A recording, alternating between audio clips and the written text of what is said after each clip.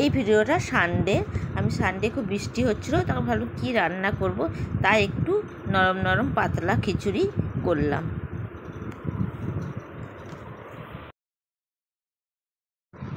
এরপর আমি 500 গ্রাম খাস চাল নিয়েছি, আর 200 গ্রাম মুসুরির ডাল আর 200 গ্রাম মুগ ডাল ভালো করে ধুয়ে ওর মধ্যে হাঁড়ির মধ্যে দিলাম।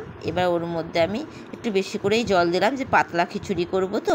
তারপর ওর মধ্যে 1 চামচ হলুদ আর 4টে শুকনো লঙ্কা আর 4 চামচ সর্ষের তেল আর 4টে আলু টুকরো টুকরো করে কেটে ওর মধ্যে দিলাম।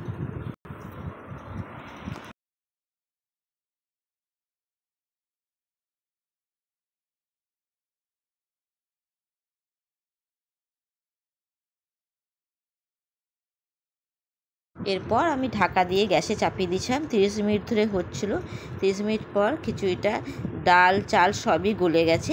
এবার ওর মধ্যে আমি টমেটো আর একটুখানি নুন দেব, তা আগে নুন দিয়ে নিই, তারপর একটু জল দেব, যাতে আরেকটু ভালো করে নরম হয়ে ভালো করে কুক হয়ে যাক।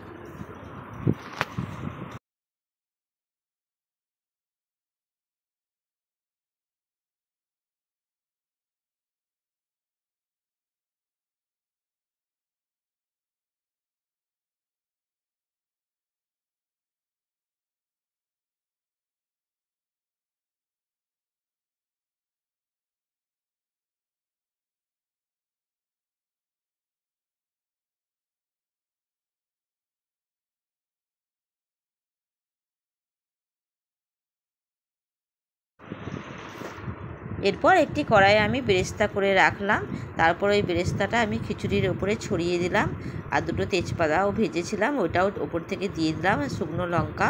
তারপর ওর মধ্যে আমি 2 চামচ ভালো ঘি দিয়ে দেবো ওপর থেকে ছড়িয়ে, আর একটু গরম মশলা দিয়ে আমি নামিয়ে নেব।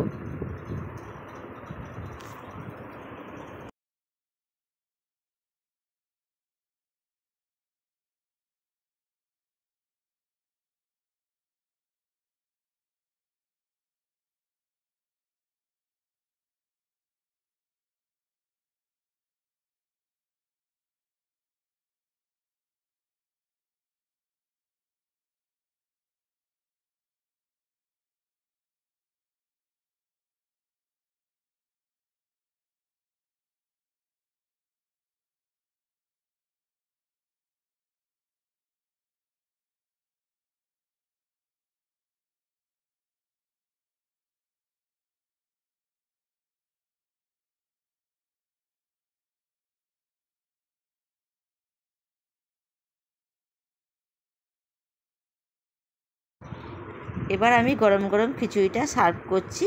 তার সাথে আছে ডিম আলুর ঝোল, আর পাঁপড় ভাজা আছে, বেগুন ভাজা আছে, আর 2 রকম আচার আছে, মিষ্টি এক আচার আর টক আচার আমের, আর তার সাথে আছে আম কাটা।